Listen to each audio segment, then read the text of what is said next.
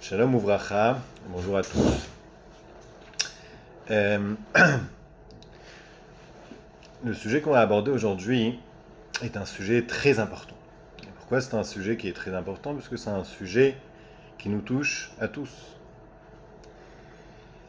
La question de savoir quel est le secret des prénoms. Chacun de nous, d'entre nous a un prénom. Et des fois,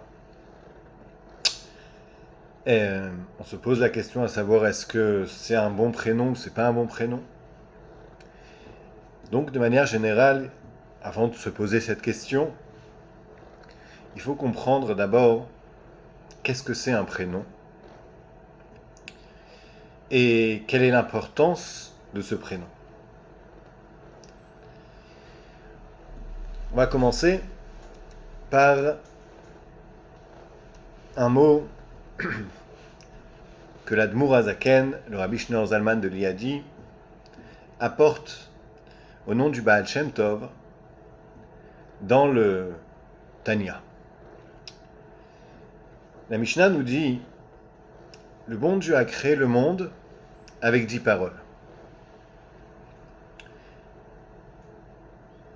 Le Baal Shem Tov reprend cette phrase de la Mishnah et nous dit la chose suivante. Il est écrit dans le Teilim. Toujours, Hachem, ta parole se tient dans le ciel. Qu'est-ce que ce verset vient nous apprendre? Le Baal Shem Tov nous explique que ce verset vient nous apprendre que ces 10 paroles en question avec lesquelles le bon Dieu a créé le monde, ce sont ces paroles qui, aujourd'hui encore, et depuis la création du monde, donnent l'existence de toute chose. Autrement dit, lorsque le bon Dieu a dit que soit la lumière, les lettres Aleph, Vav, Resh sont l'existence même de la lumière. Un peu comme l'aneshama, l'âme qui anime le corps. S'il n'y avait pas cette âme, ces lettres qui étaient dans cette lumière, la lumière n'existerait pas. De la même manière aussi, toute chose dans le monde est animée par ces paroles que le bon Dieu a prononcées lors de la création du monde. Donc déjà, on comprend que lorsqu'on parle de nom, pour déjà commencer, de nom d'objet, alors déjà, le nom appelé en hébreu de cet objet est en réalité sa source de vie, la source de son existence.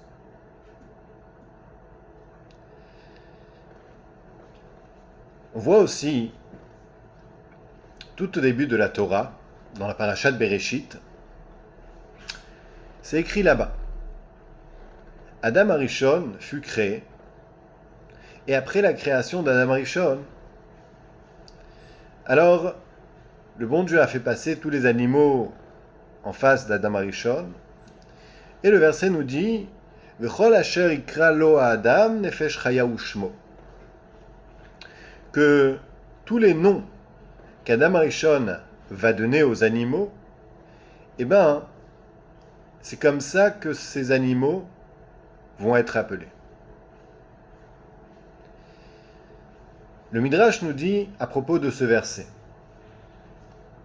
qui veut dire en réalité ce verset, que Adam Arishon a donné un nom à chaque animal. Alors, si on ne comprend pas le sens du prénom, alors on pourrait se dire, bon, finalement, qu'est-ce qu'il y a de si compliqué à prénommer quelque chose? Voilà, l'inventeur de l'ordinateur, Il a appelé ça computer. L'inventeur d'une autre machine l'a appelé avec un autre nom. Donc pourquoi le Passouk, pourquoi la Torah nous fait savoir que Adam Arishon a nommé chaque animal? Pour comprendre ce verset, il faut aller dans le Midrash. Le Midrash nous dit comme ça. Lorsque Dieu a voulu créer l'homme, il a demandé conseil auprès des anges. Et le bon Dieu leur a dit, est-ce qu'on va faire un homme? Alors les anges ont dit à Dieu, mais qu'est-ce qu'il a de particulier cet homme? Le bon Dieu leur a dit, sa sagesse, elle est plus grande que la vôtre.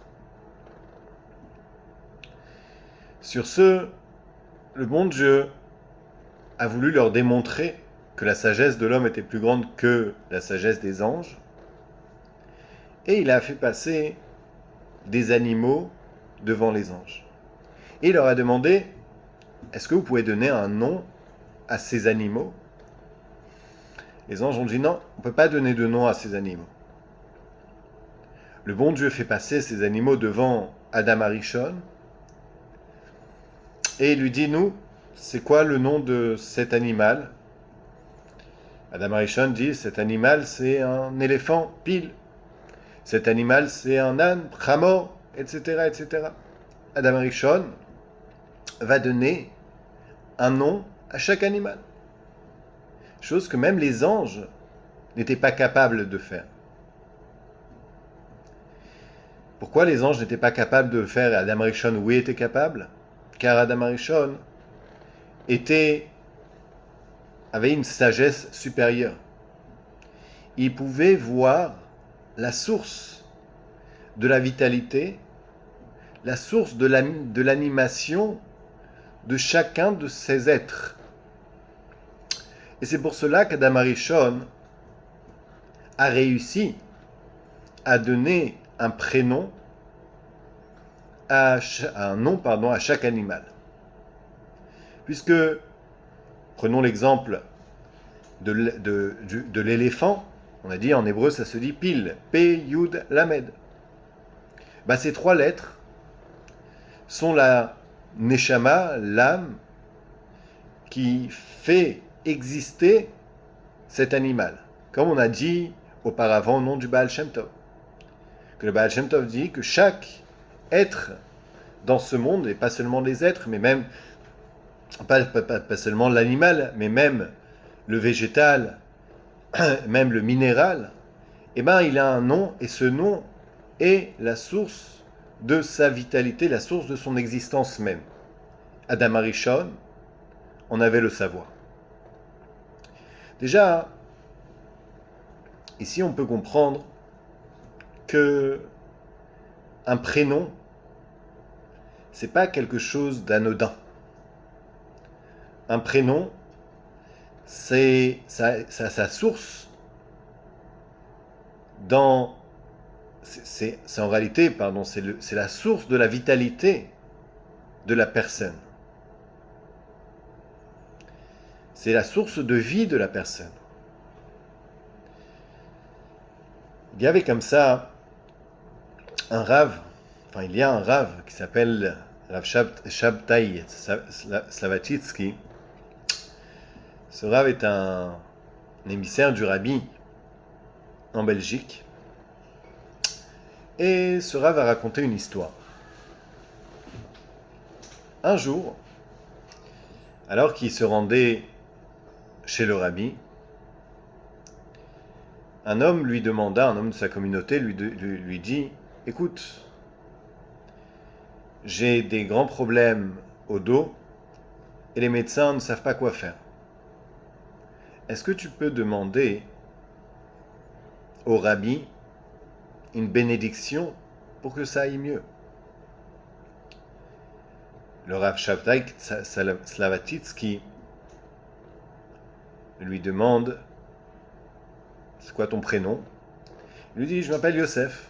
Ok. Rav Shabtai Slavatitsky, il part chez le rabbi et il écrit sur un papier, donc un compte rendu de sa shlichut, de sa mission en Belgique, et écrit toutes sortes de demandes. Et à la fin, il écrit: j'aimerais une bracha pour Yosef. Oh, j'ai oublié de demander le prénom de sa mère. Quand on demande une bénédiction, il faut demander avec son prénom et le prénom de sa mère. Donc ce monsieur se prénommait Yosef, mais sa maman, il ne savait pas. Bon, il prend ce papier, il le rentre chez le rabbi. Ensuite, lorsqu'il rentre chez le rabbi prend le papier et il le plie en deux, et point par point, comme si qu'il avait le papier en face des yeux, le point par point, le rabbi lui répond. Et lorsqu'il arrive à cette demande de bénédiction, le rabbi lui dit: Yosef, fils de... Quel est le prénom de sa maman? Et donc, le Rav Shabtai Slavatitsky dit au rabbi: je ne sais pas, j'ai oublié de lui demander. Donc le rabbi prend son crayon et il écrit: nous, Yosef, fils de Rivka Rachel.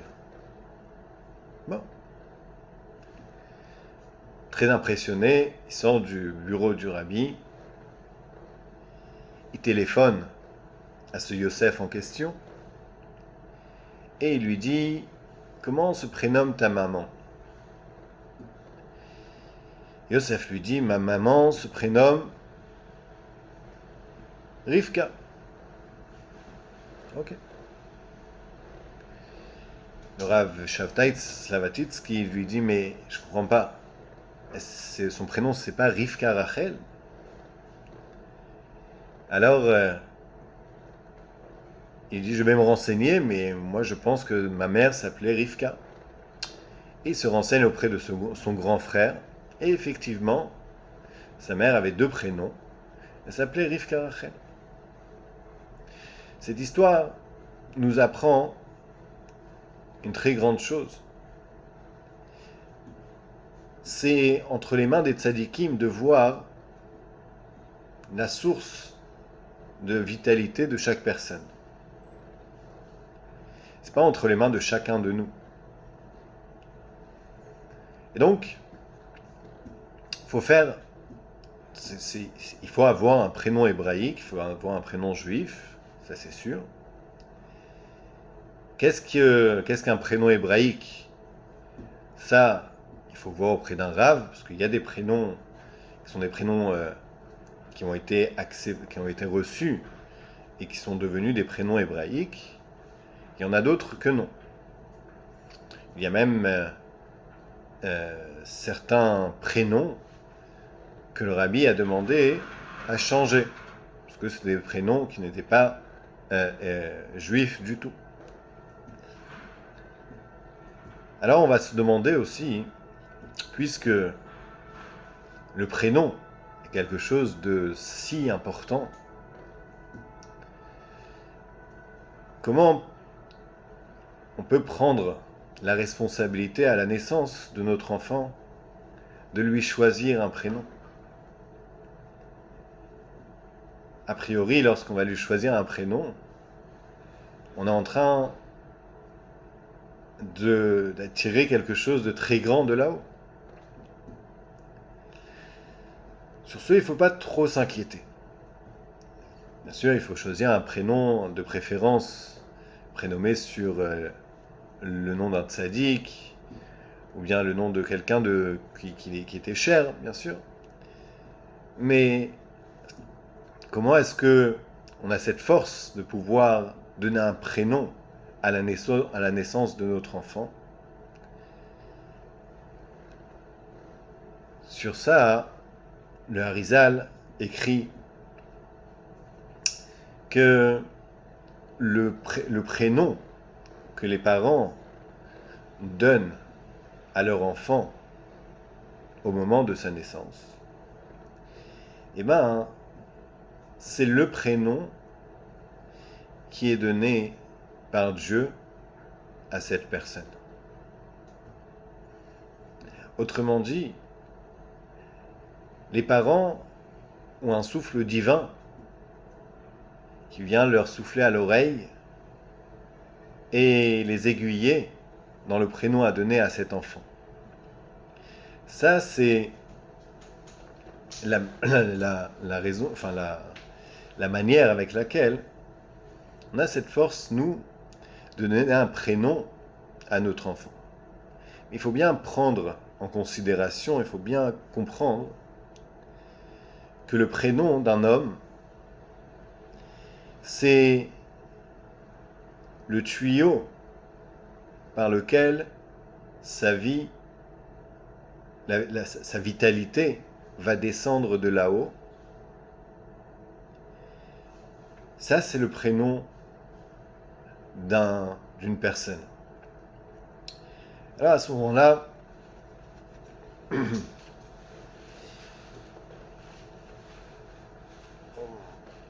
il faut faire très attention à plusieurs choses. Lorsqu'on parle de prénom, il faut faire attention au prénom avec lequel on va appeler cet enfant. Mais surtout, il faut faire attention à préserver ce prénom. Ne pas essayer de rajouter, quand les choses... Enfin, si ce n'est pas un tzaddik, comme le rabbi de Lubavitch, ou comme, disons, Adam Arishon, ou comme le Baal Shem Tov, des personnes qui sont capables de voir là-haut la source de vitalité d'une personne en question, alors c'est sûr et certain qu'il faut faire attention à ne pas toucher à son prénom. Il y a quand même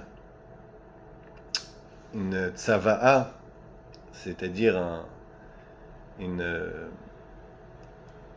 un testament, comme ça on appelle ça, de Rabbi Yehuda Chassid,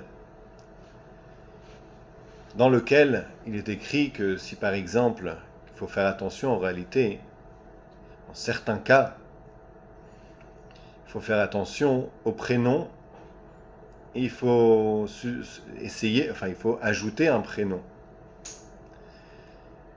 Mais ça, il faut voir là-bas la tzava'a de Rabbi Yehuda Chassid, il faut demander à un rav. Par exemple, lorsque un jeune couple veut se marier, et par exemple, la femme, la future mariée, a le même prénom que sa belle-mère. Ou bien que le futur marié a le même prénom que son beau-père. Alors à ce moment-là, il y a, comme ça, il faut rajouter un nom. On ne change pas de nom, mais on ajoute un nom. Dans d'autres cas, alors rajouter un prénom, c'est de prendre une très grande responsabilité. Et cette responsabilité, enfin cet ajout de prénom, peut être aussi bien bénéfique que pas du tout bénéfique, ou il peut n'avoir aucune influence. Si, chas shalom, que Dieu nous en préserve, il y a un problème qui se pose chez quelqu'un, problème de santé ou autre, alors il vaut mieux d'abord privilégier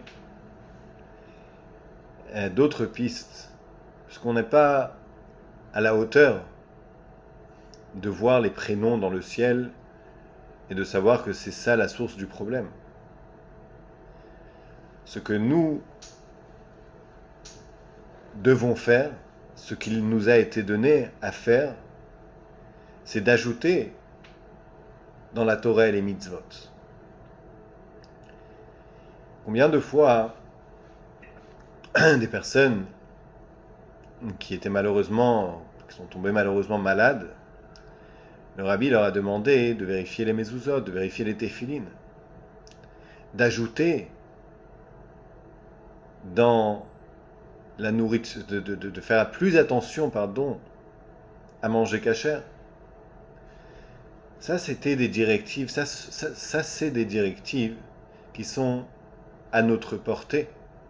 Et ça, c'est des directives qui nous ont été données par le rabbi et par d'autres tzadikim ensuite. Ce sont des directives tellement importantes et ce sont des choses qui sont entre nos mains.